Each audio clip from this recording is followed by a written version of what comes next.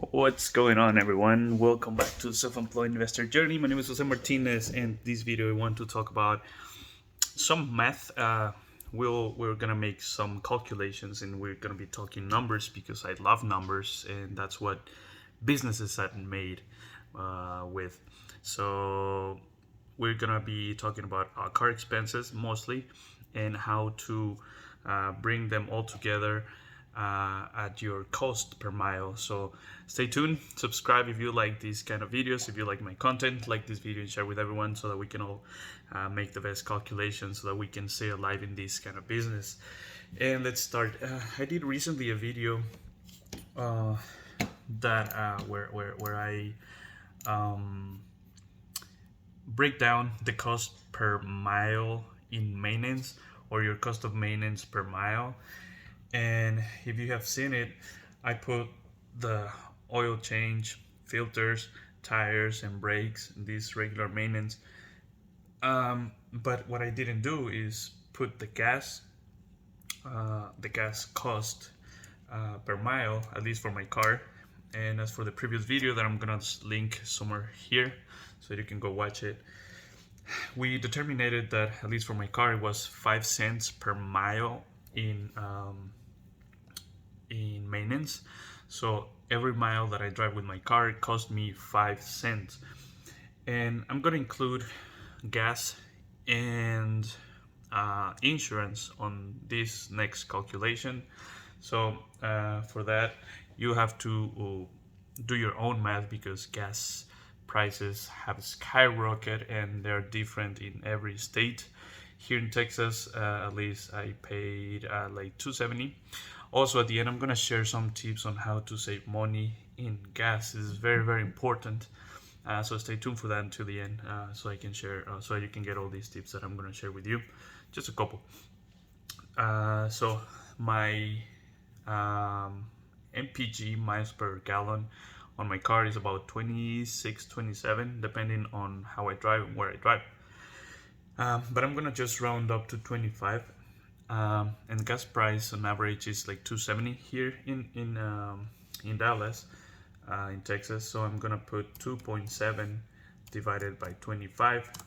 That's gonna give me 0.108. So I'm gonna just round up to 11 cents. So 11 cents per mile is my cost of driving, plus, so we're gonna take a note on that. We know that cost of maintenance is $0.05 plus $0.11, or 5 cents and 11 cents. Then next we're gonna calculate our insurance cost. For these, you have to check how many miles you drive per month. I haven't really checked lately on my car, but I'm gonna assume is 1,000 miles. Yeah, it's a lot, but that's a realistic number. When I was driving Uber on 2020, I was driving at least 10,000 a month because I was doing oil change every 2 weeks. So that's 5,000 miles every 2 weeks on average. So this car I'm driving less because I'm doing more Instacart than Lyft, and we're gonna do that. So it's 8,000 divided by I paid 220 a month. Whoops, it was 220 divided by 8,000. And so in car insurance, it cost me $0.027. So I'm gonna round up to 3 cents, 0.3, and I'm just gonna add up. In maintenance is 5 cents plus 11 cents in gas every mile, plus 3 cents on insurance every mile. So 16, that's just 0.19 cents. 19 cents per mile. That's the cost of driving my car, either I'm working or not. So the purpose of this is that you can have a better picture, I believe, and this is what works for me, that at least these fixed costs or regular expenses that we all have in our cars have to, in my opinion, stay under 20% of what you make. So my target is to make at least $1 per mile that I drive, because that's going to keep me profitable.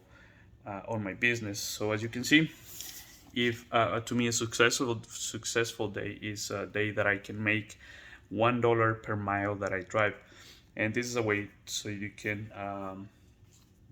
very basic, a way that you can keep your cost in track and to see if, how much of what you make is being eaten by your costs, by your maintenance, by gas, by insurance. So keep that in mind. So let's say one day I drive Lyft, like on the weekends. If I drive Lyft most of the day, I can drive at least 350 miles times 0.19, 19 cents. So that means that's $66 in maintenance, gas, and insurance. So whatever I made that day, I have to save apart $66, 66.5, because with that money, I'm gonna pay all the maintenance, gas, and insurance at the end. So it's about 20% of what I try to make. Sometimes I'm not gonna make $1 per mile that I drive. Sometimes I'll make more, but yeah, the cost of your the cost of driving your car every mile is gonna stay the same, unless you have some unexpected repairs in your car, and then that's out of the budget. At least for these, it's some regular expenses that we all make. We all put gas, if not every day. You gotta put gas in your cars. Insurance, something we have to pay. And in maintenance, I included oil change. It's very, very important to keep your car alive, and tires and brakes. That's normal stuff that we have to replace at some point anyway.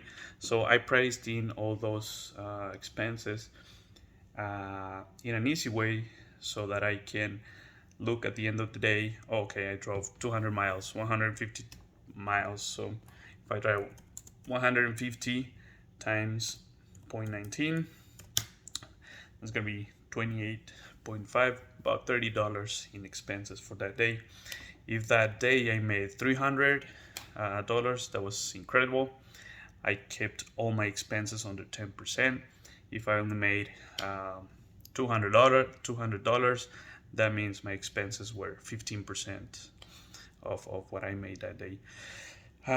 So yeah, this is a very easy way to me to see how profitable I am on one day, and that also gives me ideas on how I can lower some cost or find ways to make more money, so that I can make up for these high percentage of expenses on some of the days. And a couple of the tricks or tips that you can use to save on gas is, one, in my opinion, get gas at Costco. That's very, very important, I believe. You save at least 10% most of the cases. It's 10% cheaper than other gas stations.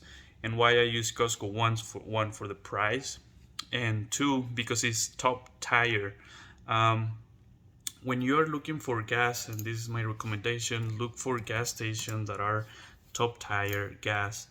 Let me just find a picture real quick, because I don't have time to edit this video. So if you see this logo on a gas station,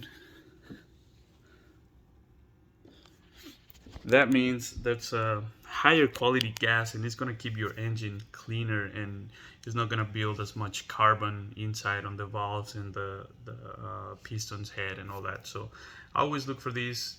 You'll pay a little bit more in regular gas stations, but Costco has top tier gasoline, so I believe that is really, really nice, and it's always cheaper. So that's a win-win. Cheaper gas, and it's better for your car. Number two, I'm using the American Express custom rewards card that lets you choose, that gives you 3% on the category that you choose. So I use that to put gas, because it's going to give me 3% of every purchase up to I think it's 6,000. I don't remember, but you can check that. So what is cashback for me is just a discount on gas. If the gas at Costco is $2.7, then I'm getting 3% in cashback times 0.3.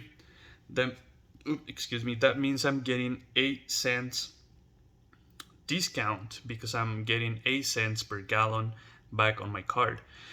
So that means I'm getting my gas on my car for $2.62, and yeah, that's incredible. Something bad that I just found is that I should have applied for the Costco credit card. Is a Visa, and they give you 4% on gas on any gas station. It doesn't have to be Costco. So if you have a 2.7 gas times 0.04, that means you are getting almost 11 cents back in cashback rewards on your card that you can. I look at this way. You can let that cashback build up, and I fill up my car with about $35. So once I have $35 in cashback, that means I have a free tank of gas, and a free tank of gas or a tank of gas can get me to up to $300 in one day. So the way that I look this cashback is this 3% in a few months will translate in $300 because I can make $300 in one day with one tank of gas, or sometimes more. So that's the way that I look at that. So that's one of my tips. Get your Costco membership. You will pay it off really quick if you buy the gas. Just I think I did the math in one of the previous videos. So it's just in a couple months that the membership is gonna pay for itself just in gas savings. So is that Costco? And I think if you apply for the credit card from Costco, you don't have to buy membership. I'm not sure, but that's a win-win. If you have a good credit score, you can apply for that. They have more benefits, and you can shop at Costco also with that credit card. So yeah, those are the tips. Look for gas at Costco and get yourself a card that is going to give you cashback, a high percentage of cashback in gas if you can. I also applied and I got a Discover It cashback rewards card that's going to give you 5%, but it's going to be a different category every quarter. And I think for this year it starts on April, May, and June. It's going to give me 5% in gas. So in the second quarter of this year, I'm going to start using that Discover to buy gasoline because I'm going to get a bigger discount or a bigger cashback. Bad thing about that is that you cannot buy gas with Discover at Costco. You can only use Visa. But that's something to keep in mind. If you don't have a Costco close to your house, you can use that Discover credit card, Discover cashback card, something like that. You can look for it. Not sponsored by any of them, but yeah, you can look for those. So that way we can keep this is our highest cost. We can keep it low so that we can keep more money for us at the end of the day. Let me know what you think. If you have more tips and tricks on how to make this business more reliable, share with everyone on the comments. I'll be reading them all. And share with everyone. Subscribe if you like this video. Also like it, give it a thumbs up. And yeah, that's all. We'll see you in the next one. Bye.